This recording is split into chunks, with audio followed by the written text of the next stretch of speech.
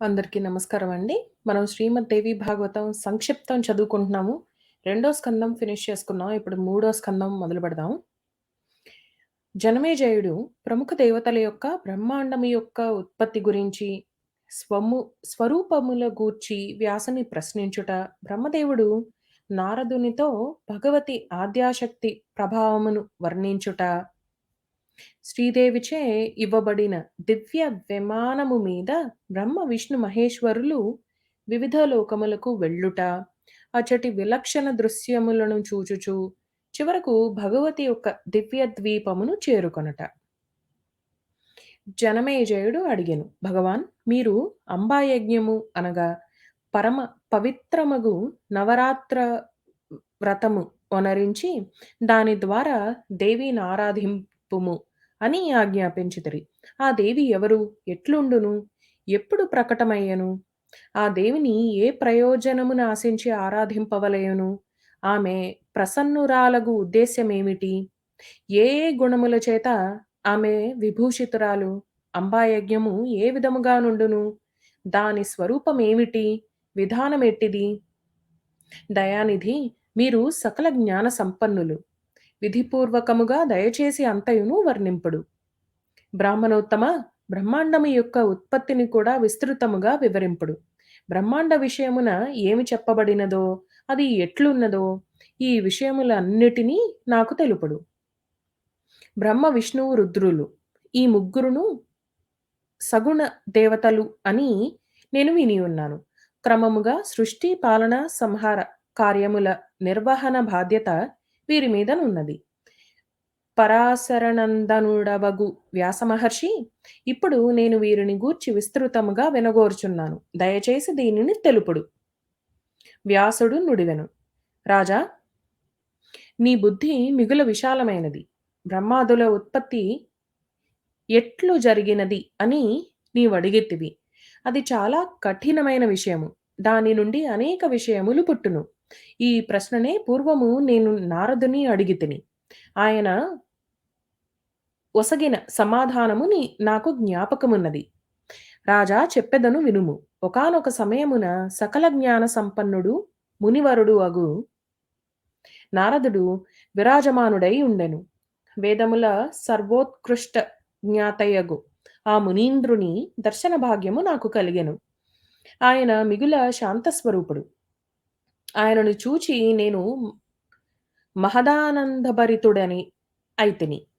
నేను ఎదుటికి వెళ్ళి ఆయన చరణముల మీద వాలితిని. ఆయన ఆజ్ఞాపించుటతోడనే నేను వెళ్ళి ఒక సుందర ఆసనమున కూర్చొంటిని.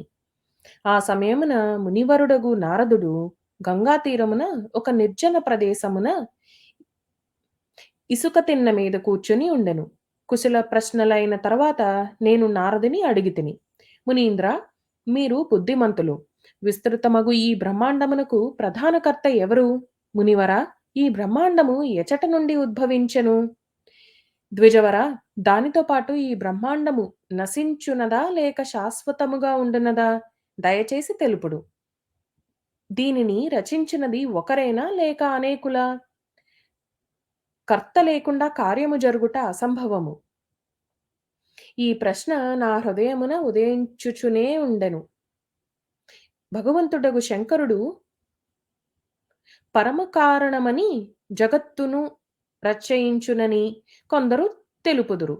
దేవాదిదేవుడగు శంకరుడు అవినాశిని అని, ఆయనకెప్పటికిని జనన మరణములు లేవని, ఆత్మయందే రమించుచుండునని, దేవతలను కూడా ఆయన శాసించునని, మూడు గుణములుండి కూడా నిర్లిప్తుడని, సంసార సాగరము నుండి ఉద్ధరించుటకు సదా తత్పరుడై ఉండునని, అందువలన ఆ స్వామియే సృష్టి స్థితి సంహారములకు ఆదికారణుడని వారు చెప్పుదురు. చాలామంది ఇతరులు విష్ణు భగవానుని ప్రశంసించుచుందురు. ఆయన శక్తిశాలియగు పురుషుడని, అవ్యక్తుడని, సకలైశ్వర్య సంపన్నుడని, పరబ్రహ్మ పరమాత్మయని వచించెదరు. ఆ స్వామి కృపచేతనే భక్తి, ముక్తి రెండునూ సులభమగును. ఆయన శాంతస్వరూపుడు. అన్ని వైపులా ఆ ప్రభువు ముఖములున్నవని, ఆ ప్రభువు సర్వవ్యాపి అయిన పురుషుడు అని, విశ్వమునకు శరణమొసగుటకు ఆయన స్వభావమని, ఆయనకు జనన మరణములు లేవని చెప్పుదురు. ఇతరులు కొందరు బ్రహ్మ సృష్టికి ప్రధాన కారణమని చెప్పుదురు. బ్రహ్మయే సర్వవేత్తయగు పురుషుడని వారి వాదన. సంపూర్ణ ప్రాణులకు అభ్యుదయమును, శ్రేయస్సును ప్రసాదించుట ఆయన మీదనే ఉన్నది. దేవాధిదేవుడు చతుర్ముఖుడగు బ్రహ్మ విష్ణువు యొక్క నాభి కమలము నుండి ప్రకటమయ్యెను. కొందరు కొందరు వేద విధులు సర్వేశ్వరుడు సూర్యుడేనని, జగత్తునకు సృష్టికర్తయని తెలుపుదురు. వారు సావధానులై ప్రాతఃకాలమున, సాయం సమయమున ఆయనను స్తుతించుచు యశస్సును గానము చేయుచుందురు. ఎంతోమంది శతక్రతుడైన ఇంద్రుని ప్రధానముగా తలంచి యజ్ఞములందు ఆయనను ఉపాసించెదరు. ఇంద్రుడు దేవతలకు రాజని, వేయి కన్నులు గలవాడని, సమస్త ప్రాణులకు సాక్షాత్తు స్వామి అని భావించెదరు. యజ్ఞేశుడు, సూరేశుడు, త్రిలోకేశుడు అని చెప్పబడుటకు ఆయన అధికారము గలవాడు. సచీదేవికి భర్త, యజ్ఞభోక్త, సోమరసమును పానము చేయువాడు, సోమములను ప్రేమించువాడు అని నుడువుదురు. కొందరు ఇతరేతర సాంప్రదాయముల వారు వరుణుని, సోముని, అగ్నిని, వాయువుని, యముని, కుబేరుని, గణరాజగు గణేశుని ప్రధాన దేవతలుగా భావించెదరు. గజవదనుడగు గణేశుడు సకల కార్యములను సిద్ధింపజేయును. ఆయనను స్మరించుటతోడనే సిద్ధి సులభమగును. ఆయన యథేచ్ఛగా కార్యమును సఫలమనర్చినని నుడువుదురు. ఎంతోమంది ఆచార్యులు భవానీని సకల మనోరథములను నెరవేర్చునదని నుడువెదరు. ఆమె ఆదిమాయ, మహాశక్తి, పరమ పరమపురుష్ పరమపురుషునితో నుండి కార్యములను నెరవేర్చు ప్రకృతి. బ్రహ్మతో ఆమెకు విడదీయరాని సంబంధము కలదు. సృష్టి, స్థితి, సంహార కార్యములందు నిమగ్నమై ఉండెను. సకల ప్రాణులకు, దేవతలకు కూడా ఆ దేవి జనని. ఆమెకు జనన మరణము ఎప్పుడూనూ లేవు. సంపూర్ణత్వమును కలిగి ప్రాణులలో వ్యాపించి ఆ దేవి విరాజమానురాలై ఉండెను. ఆమె సమస్త విశ్వమునకు అధీశ్వరి. సగుణ, నిర్గుణ, కళ్యాణమయ విగ్రహము ఆమెది. వైష్ణవి, శాంభవి, బ్రహ్మి, వాసవి, వారుణి, వారాహి, నారసింహి, అద్భుత మహాలక్ష్మి అను పేర్లతో ఆ జనని ఖ్యాతి వహించినది. ఆ దేవి నుండియే వేదములు ప్రకటములైనవి. ఆమె విద్య అని చెప్పబడును. ఈమె ఆ ఈమె ఆధారముననే సంసార రూప వృక్షము నిలిచి ఉన్నది. సకల దుఃఖములను దూరము చేయును. ఆమెను స్మరించగనే మానవుడు సమస్త కామ్య వస్తువులను పొందును.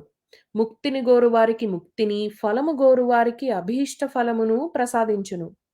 ఆ దేవి స్వరూపము సత్యము, రజస్సు, తమస్సు అను ఈ 3 గుణములకు అతీతమైనది. గుణములు ఈ తల్లి చేతనే విస్తృతమగును. ఆమె నిర్గుణ అయ్యును సగుణ. అందువలన ఫలమును గోరు పురుషులు ఆ దేవిని ధ్యానించెదరు. నిరంజన, నిర్వికార, నిర్లిప్త, నిర్గుణ, అరూపవ్యాపక బ్రహ్మ వలననే జగత్తు సృష్టింపబడినదని ఎంతో మంది మునులు చెప్పుదురు. అక్కడక్కడ వేదములందు, ఉపనిషత్తులందు ఆ బ్రహ్మయే తేజోమయుడని తెలిపెదరు. ఆయనయే ప్రధాన పురుషుడు. వేల కొలది మస్తకములను, కనులను, చెవులను, చేతులను, ముఖములను, చరణములను కలిగి ఉన్నాడు. ఆకాశము శ్రీ విష్ణువు యొక్క చరణమని స్పష్టముగా చెప్పబడినది. శాంతుడు, నిరంజనుడు అగు విరాట్ పురుషుని ప్రధానుడని విద్వాంసులు పలుకుదురు. ప్రాచీన రహస్యము నెరిగిన వారు ఆ స్వామిని పురుషోత్తముడందురు. ఎవ్వరునూ ఎప్పుడునూ విశిష్టులు కారని, ఉండరని ఇతర సాంప్రదాయముల సదస్యులు కొందరు నుడివెదరు. ఈ సకల బ్రహ్మాండము అనీశ్వరమని, ఏ విశిష్ట పురుషుడు దీనిని రచించడని కొందరు నుడివెదరు. ఈ జగత్తు అచింత్యము, ఎప్పటికీ స్థిరముగా నుండనిది. దీనికి అధిష్టాత ఎవ్వరునూ లేరు. సహజముగనే ఇది ఉత్పన్నమగును. ప్రకృతి, పురుషుడు కూడా వీరికి కర్తలు కారు. దేవతలలో సకల సత్వగుణములు విద్యమానములై యున్నవి. వాటి యందు సత్యము, ధర్మము ప్రతిష్ఠింపబడినవి. కాని దురాత్ములగు దానవులు వాటికి ఎల్లవేళలా బాధను కలిగించుచుందురు. అప్పుడు ధర్మరక్షణ ఎట్లు కలుగును? నా వంశమునందలి పాండవులు మిగుల ధర్మాత్ములు. వారి ద్వారా ధర్మపాలన జరుగుచుండెను. అయినప్పటికీ వారు రకరకములైన దుఃఖముల పాలగుచుండిరి. మునివరా, మీరు శక్తిశాలురు. నా మనస్సునందున్న సందేహమును దయచేసి తొలగింపుడు. మునీంద్ర, జ్ఞానరూపమగు నౌక ద్వారా సంసార సాగరము నుండి నన్ను ఉద్ధరించుటకు మీరే సమర్థులు. ఈ ప్రపంచము మోహరూపజలముతో పరిపూర్ణమైనది. దీనిలో నేను మునుగుచు, పడుచు చైతన్యహీనుడై పడి ఉన్నాను.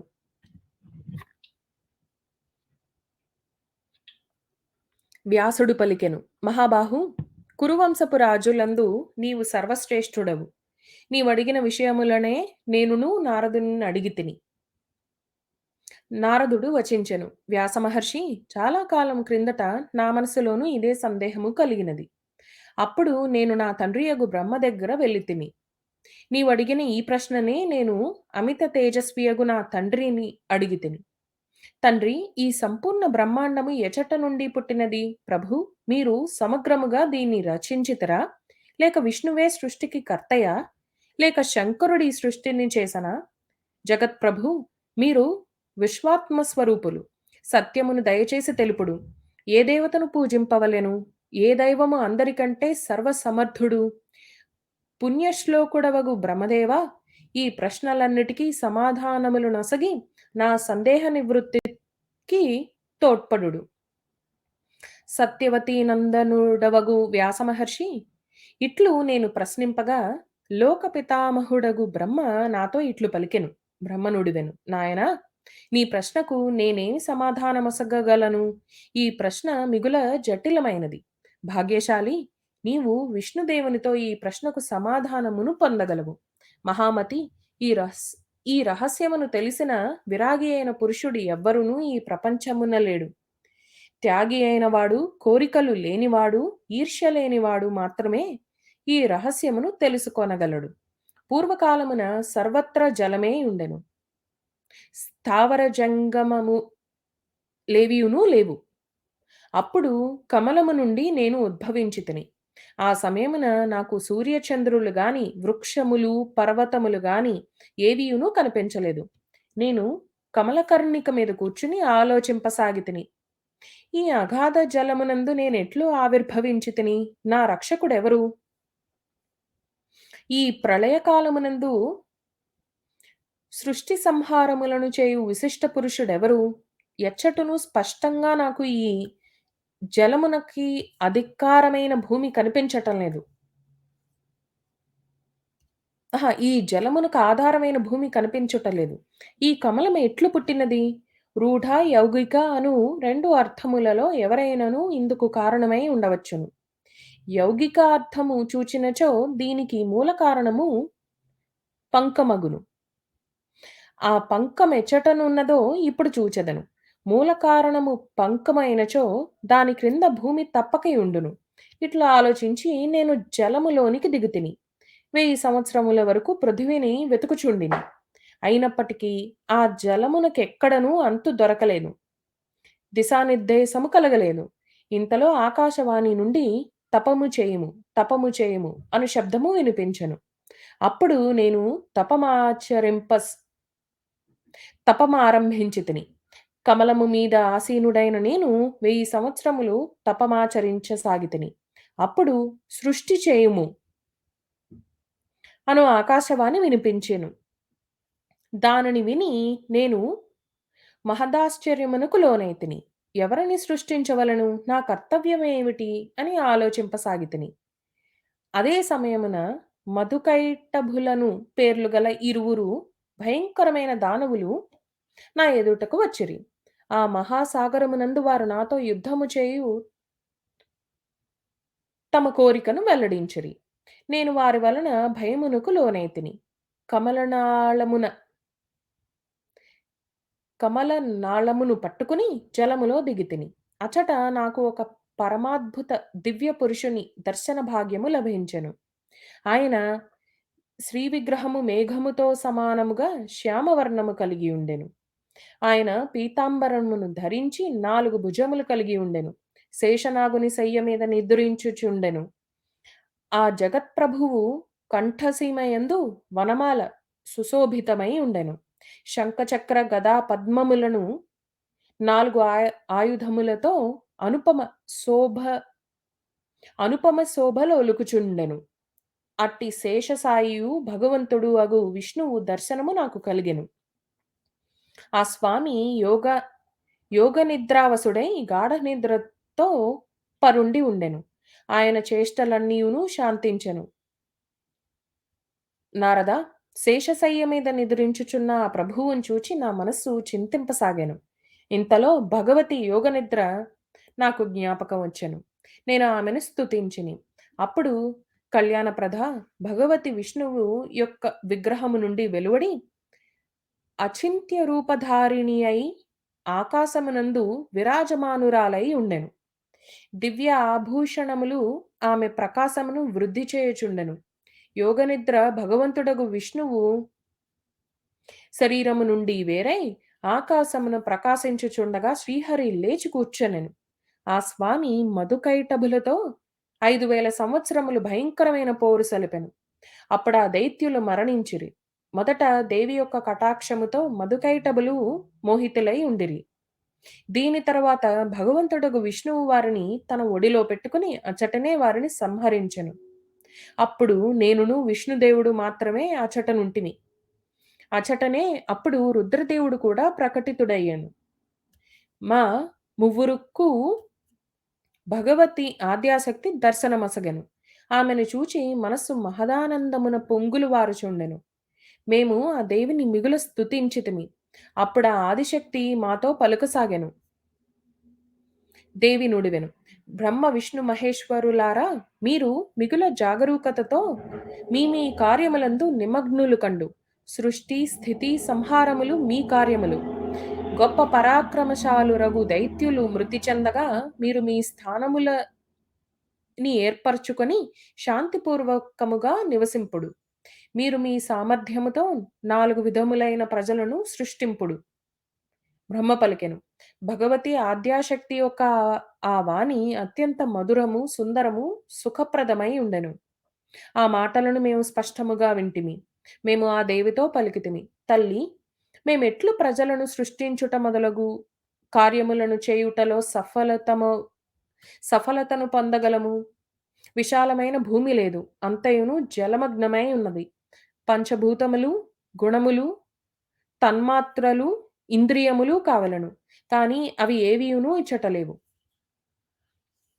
మా మాటలను విని కళ్యాణ స్వరూపిణియగు భగవతి ముఖమండలము చిరునవ్వుతో నిండెను. ఇంతలో ఒక చక్కని విమానము ఆకాశము నుండి దిగివచ్చెను. అప్పుడు ఆ దేవి మమ్మలను ఆజ్ఞాపించెను. దేవతలారా, నిర్భయులై స్వేచ్ఛగా ఈ విమానమున ప్రవేశింపుడు. బ్రహ్మ విష్ణు రుద్రులారా, నేడు నేను మీకొక అద్భుత దృశ్యమును చూపెదను. మేము భగవతి మాటలను విని దానిని శిరసావహించితిమి. ఆ రత్నఖచిత విమానము ని అధిరోహించి మేము విశ్రాంతిగా కూర్చుంటిమి. ఆ విమానము ముత్యముల మాలలతో సుశోభితమై ఉండెను. దాని నుండి అనేక కింకిణుల ధ్వనులు వినవచ్చుచుండెను. అమరావతిని తలపించు ఆ దివ్య విమానమునందు మేము మువ్వురము నిర్భయులమై కూర్చొని ఉంటిమి. ఇంద్రియ విజయులైన మా ముగ్గురు దేవతలను ఆ విమానమునందు కూర్చొనుట చూచి దేవి తన సామర్థ్యముతో విమానమును ఆకాశమునందు ఎగురున్నట్లు చేసెను. బ్రహ్మ పలికెను. మనోవేగముతో వెళ్ళునట్టి ఆ విమానము ఒక అపరిచిత స్థలమునకు వెళ్ళెను. అది మధుర ఫలభరితములైన సుందర వృక్షములతో నిండి ఉండెను. కోకి కోకిలల కుహు కుహు నాదములతో వాటి శోభను ఇనుమడింప చేయుచుండెను. విశాలమైన భూమి, అనేక పర్వతములు, వనములు, ఉపవనములు ఆ స్థలమును శోభిల్లచేయుచుండెను. స్త్రీ, పురుషులు, పశువులు, పవిత్ర నదులు, సెలయేర్లు, వాపీకూప తటాకములు, నీటి సరస్సులు అచట అసంఖ్యాకములుగా నుండెను. వాటికి ముందు ఒక అత్యంత సుందర నగరము కనిపించెను. అద్భుతమైన ప్రాకారములు ఆ నగర శోభను పెంపొందించుచుండెను. ఎత్తైన అనేక భవనములుండెను. యజ్ఞశాలలు మనోహరములుగా నుండెను. ఆ నగరమును చూచి దానిని గురించి తెలుసుకొనవలెనని కోరిక కలిగెను. ఇది స్వర్గమేమోనని ఆలోచించితిని. దీనిని ఎవరు సృష్టించితిరి? వాస్తవమునకు ఈ నగరము మిగుల ఆశ్చర్యకరమైనది. అచ్చటి రాజు దేవతల వలె దివ్యపురుషుడు. వేటాడు తలంపుతో ఆ వనమున విహరించుచుండెను. ఆ స్వామిని అటులనే విమానమునందు ఆసీనురాలైన భగవతి జగదంబను కూడా చూచితిమి. ఇంతలో మా విమానము గాలి యొక్క వేగముతో ఆకాశమున విహరింపసాగెను. ఒక్క క్షణము తర్వాతనే రెండవ సుందర ప్రదేశమునకు చేరుకొంటిమి. సాటిలేని నందనవనమును అచ్చట చూచితిమి. దట్టమైన పారిజాత వృక్షముల చల్లని నీడలో కూర్చుని ఉన్న కామధేనువును చూచితిమి.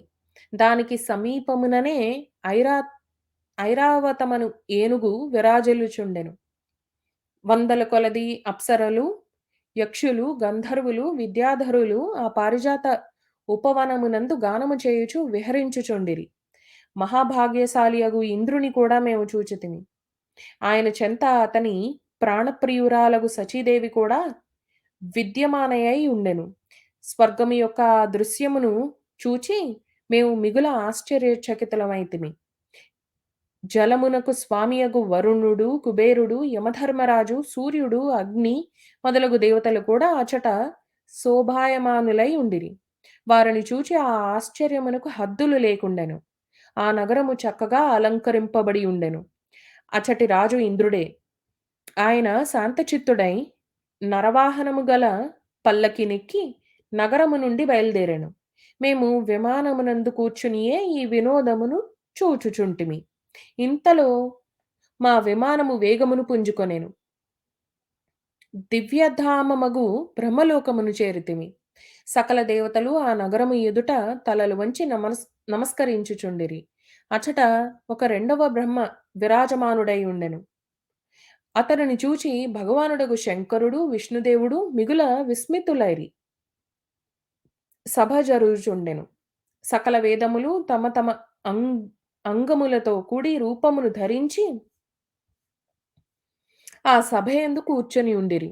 సముద్రములు, నదులు, పర్వతములు, పన్నగములు, ఉరగ సమాజములు సమావేశమై ఉండెను. భగవంతుడగు శంకరుడు, విష్ణువు ఇలా అంటున్నారు. చూతురానన క్షమించాలి.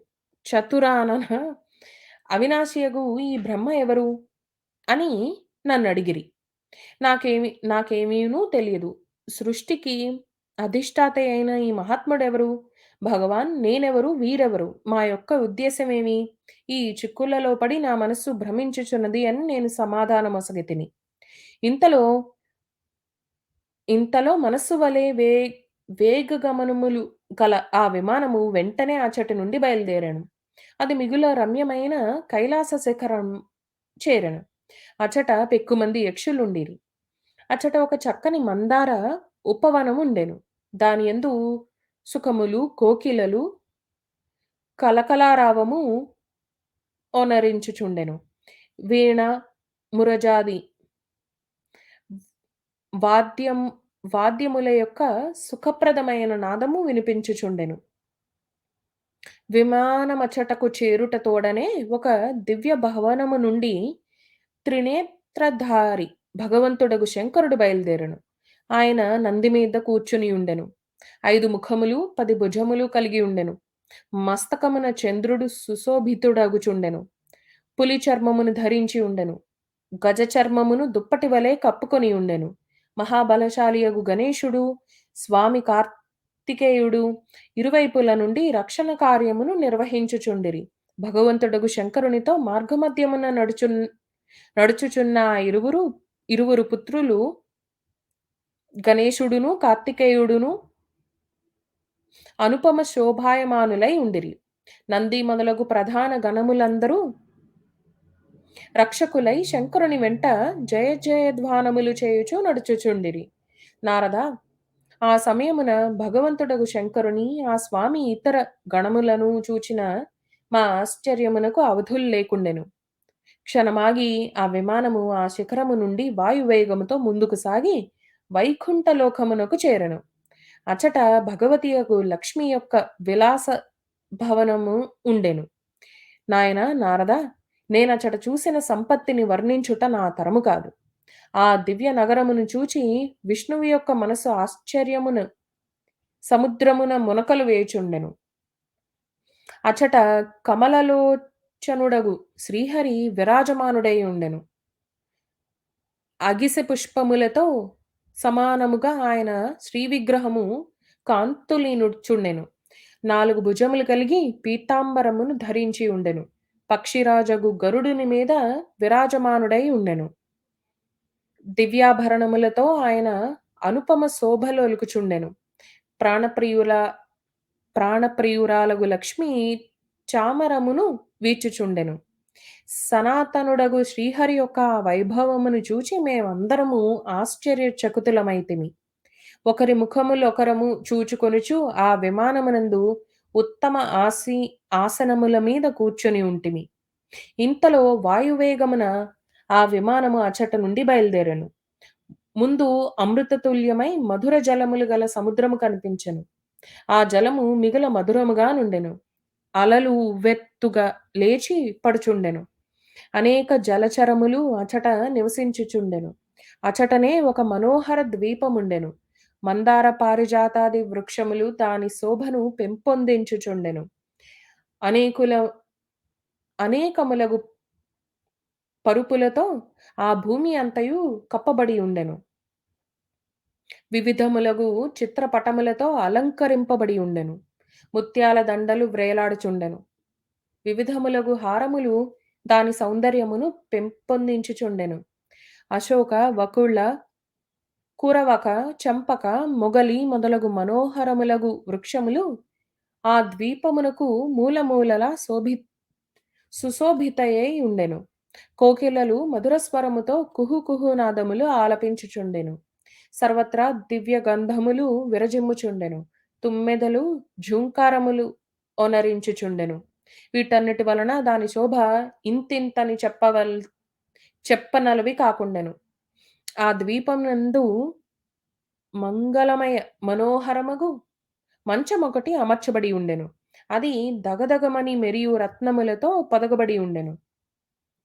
రకరకములైన రత్నములతో విచిత్రమైన శోభతో అలరారుచుండెను.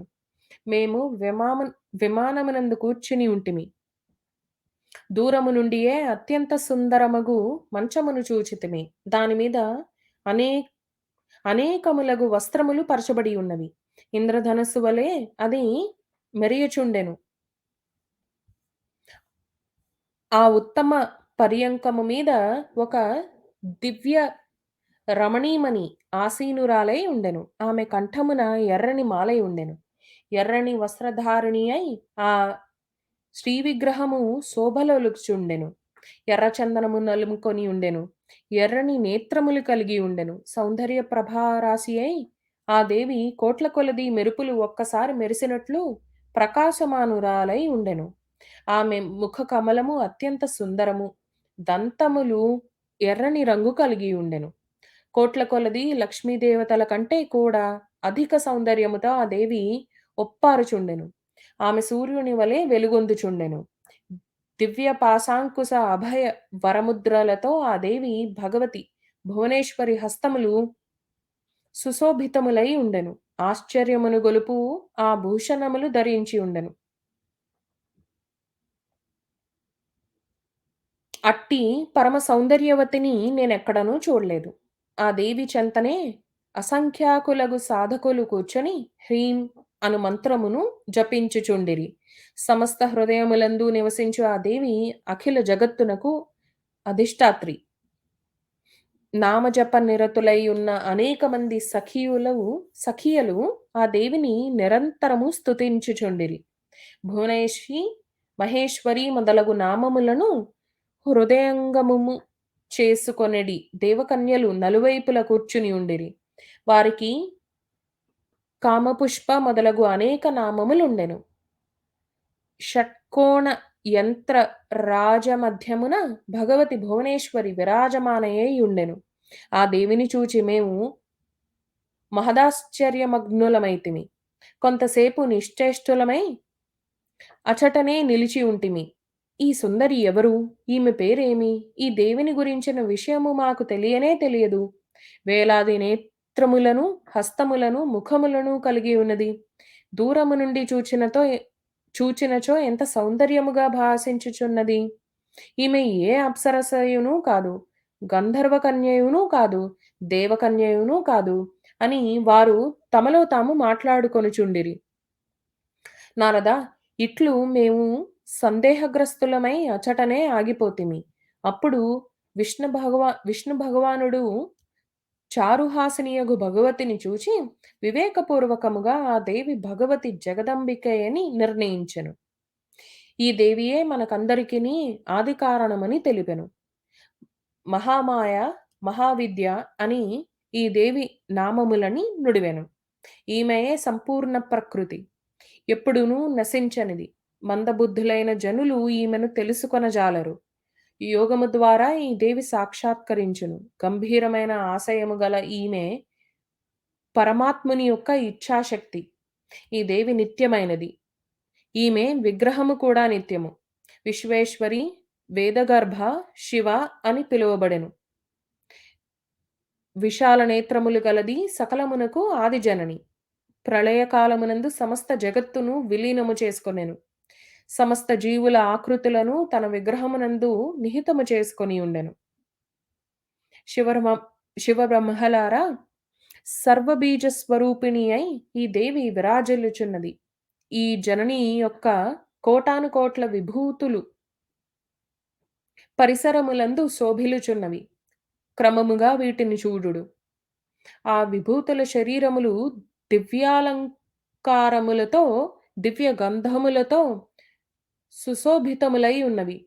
శివబ్రహ్మలారా, ఆ సహచారిణులందరూ భగవతిని సేవించుచున్నారు. మిక్కిలి పుణ్యమూర్తులకు, గొప్ప గొప్ప దానములు చేసిన వారికి, తాపసులకు మాత్రమే కళ్యాణ స్వరూపిణి భగవతీయగు భువనేశ్వరి దర్శనము లభించును. రాగులైన వారికి ఆ దేవి దర్శనము లభించదు. ఆమెయే మూల ప్రకృతి. సదా పరమ పురుషునితో విహరించుచుండును. బ్రహ్మాండమును సృష్టించి పరమ పురుషునకు దానిని చూపించుచుండును. పరమ పురుషుడు ద్రష్ట, ఈ చరాచర జగత్తు దృశ్యము. ఆ పరమ పురుషుని యొక్క ఈ ఆదిశక్తి మహామాయ. సమస్తమునకు అధిష్టాత్రిదేవి. ఈమెయే సకల సృష్టికి కారణము. ప్రళయార్ణవమునందు నాకు దర్శనమొసగినది ఆ దివ్యాంగనయే. ఆ సమయమున నేను శిశువు రూపమున నుంటిని. నన్ను ఉయ్యలలో ఆ తల్లి ఊపుచుండెను. వటపత్రమునందు దృఢమైన శయ్యను నిర్మించెను. దానిమీద పరుండి కాలి బొటన వేలును కమలము వంటి నోటిలో వేసుకుని చప్పరించుచుంటితిని.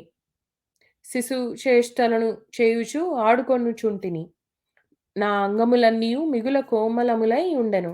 నేను బాలకుడినై నిదురించుచుంటిని. ఈ దేవి జోలపాడుచు నన్ను నిద్రింపచేయుచుండెను. ఆ జననియే ఈ దేవి. ఇందులో సందేహమావంతైననూ లేదు. ఈమెను చూచి నాకు మునుపటి విషయము జ్ఞాపకమునకు వచ్చినది. ఈమె మనందరకును తల్లి. ఈ విషయమున నాకు తెలిసిన దానిని, నేను అనుభవించిన దానిని మీకు తెలిపెదను, వినుడు అని ఇంతటితో మొదటి 3 అధ్యాయాలు మన 3వ స్కందంలో ఫినిష్ చేసుకున్నామండి. వచ్చే సెషన్‌లో మళ్ళీ కలుద్దాం. అందరికీ నమస్కారం అండి.